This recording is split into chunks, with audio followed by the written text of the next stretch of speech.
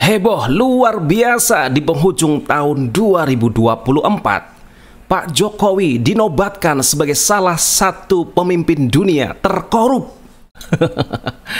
Oke, luar biasa. Terpaksa saya membuat video ini ya karena ada yang meminta dan saya tertarik dengan salah satu tulisan dari dosen Fakultas Hukum Universitas Pasundan di kumparan.com dengan satu judul atau topik tulisan membedah data OCCRP 2024 Jokowi dan label pemimpin terkorup, ditulis pada tanggal 1 Januari 2025. Nah ini ya.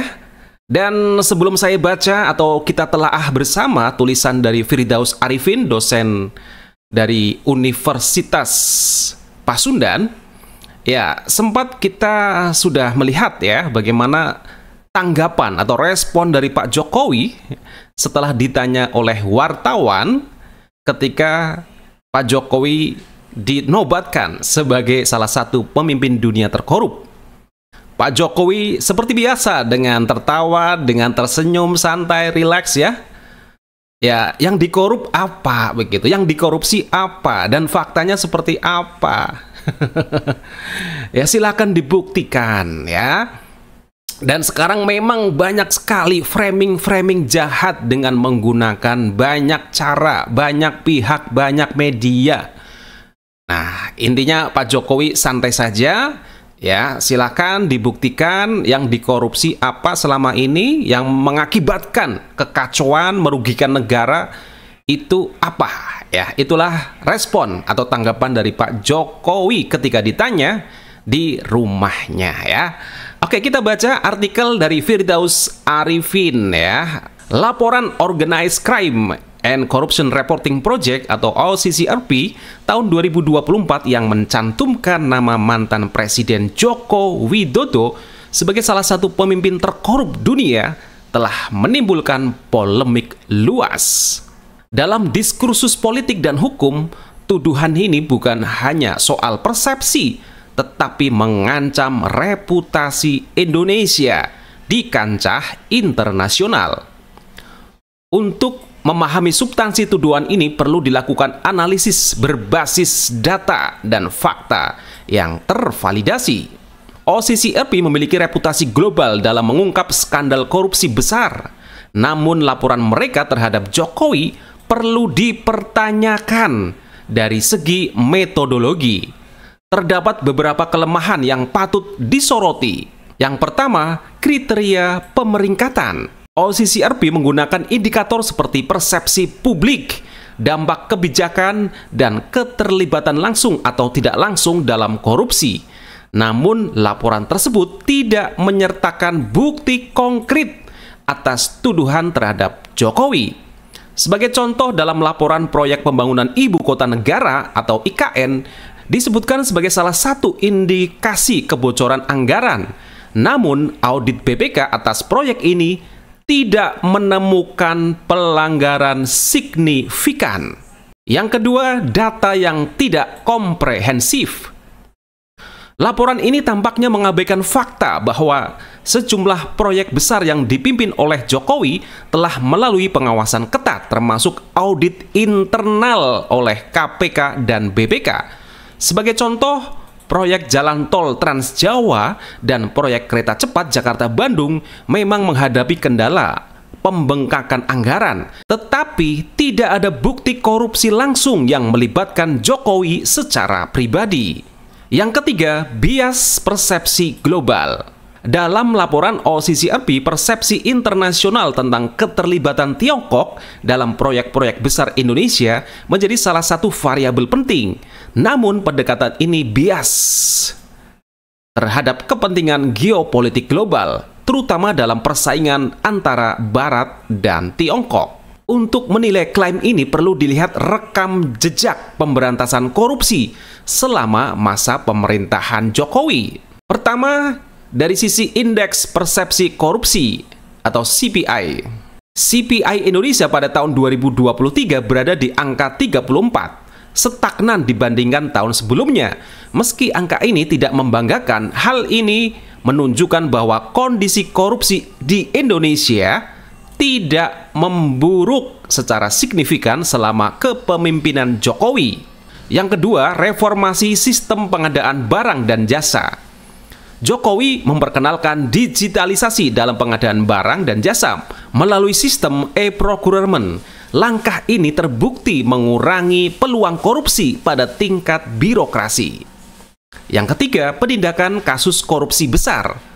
Selama 2 periode pemerintahan Jokowi, sejumlah kasus korupsi besar diusut, seperti kasus korupsi Jiwasraya, Asabri, dan pengadaan bansos COVID-19.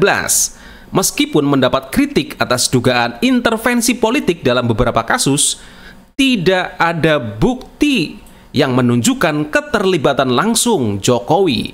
Yang keempat, kritik terhadap pelemahan KPK. Revisi Undang-Undang KPK pada tahun 2019 menjadi salah satu poin kritik terhadap pemerintahan Jokowi. Namun revisi tersebut bukanlah bukti bahwa Jokowi mendukung korupsi, melainkan lebih mencerminkan dinamika politik antara eksekutif, legislatif, dan penegak hukum. Dimensi geopolitik dan narasi politis. Tuduhan dari OCCRP terhadap Jokowi juga harus dilihat dalam konteks geopolitik. Proyek-proyek besar seperti IKN dan kereta cepat Jakarta-Bandung sebagian besar didanai oleh Tiongkok, yang sering menjadi target kritik dari negara-negara barat. Laporan ini berpotensi digunakan sebagai alat geopolitik untuk melemahkan pengaruh Tiongkok di kawasan Asia Tenggara. Di sisi domestik, laporan ini muncul menjelang pemilu 2024, di mana persaingan politik mencapai puncaknya. Tuduhan ini berpotensi dimanfaatkan oleh pihak-pihak tertentu untuk merusak citra partai politik yang diasosiasikan dengan Jokowi. Fakta yang sering diabaikan adalah bahwa tuduhan korupsi terhadap Jokowi sebagian besar tidak diverifikasi secara hukum. Dalam laporan OCCRP tidak ada rujukan langsung pada investigasi hukum yang sah. Sebaliknya, laporan ini hanya mengandalkan analisis persepsi yang rentan terhadap bias. Sebagai contoh, pada 2023, proyek pembangunan jalan tol Trans Sumatera dituduh mengalami pembengkakan anggaran. Namun, laporan audit BPK menyatakan bahwa pembengkakan tersebut lebih disebabkan oleh kenaikan harga material, bukan korupsi. Laporan OCCRP 2024 menyematkan label pemimpin terkorup kepada mantan Presiden Jokowi, tetapi tuduhan ini jika dilihat secara kritis tidak dilengkapi dengan bukti hukum yang cukup untuk mendukung klaim tersebut.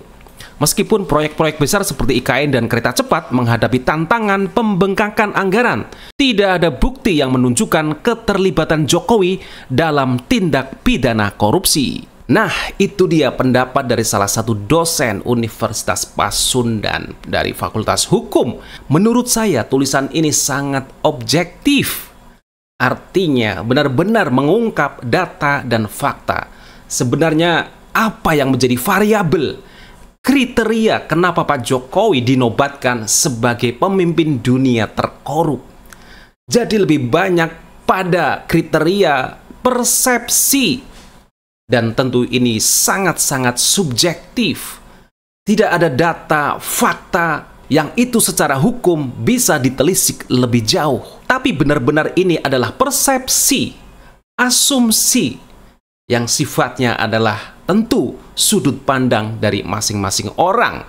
Yang memang ini ditentukan oleh polling atau jajak pendapat dari beberapa sumber seperti para jurnalis. Dan berita seperti ini sangat-sangat di-highlight betul oleh yang namanya Tempo.com.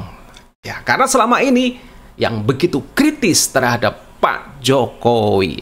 Ya, jadi kita sudah melihat ya, dan silakan netizen bisa menilai sendiri. Dan menurut saya ke depan ya kita perlu transparansi betul, kita perbaiki semua sistem, semua penganggaran. Dan seandainya ada hal-hal yang memang layak untuk diselidiki lebih jauh dan berpotensi itu memang terjadi korupsi, maka tugas KPK dan aparat penegak hukum untuk bisa menegakkan hukum tanpa tebang pilih.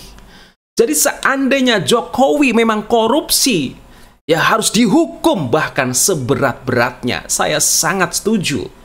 Tetapi seandainya tidak, maka Pak Jokowi nama baiknya harus dipulihkan. Karena ini sudah menjadi pembunuhan karakter. Citranya menjadi buruk, setidaknya menjadi bahan berita dari seluruh dunia. Tentu pihak OCCRP harus bisa mempertanggungjawabkannya. Bukan hanya asal menurunkan berita yang bombastis dan sensasional. Sekian saja opini saya pribadi. Terima kasih dan sampai jumpa.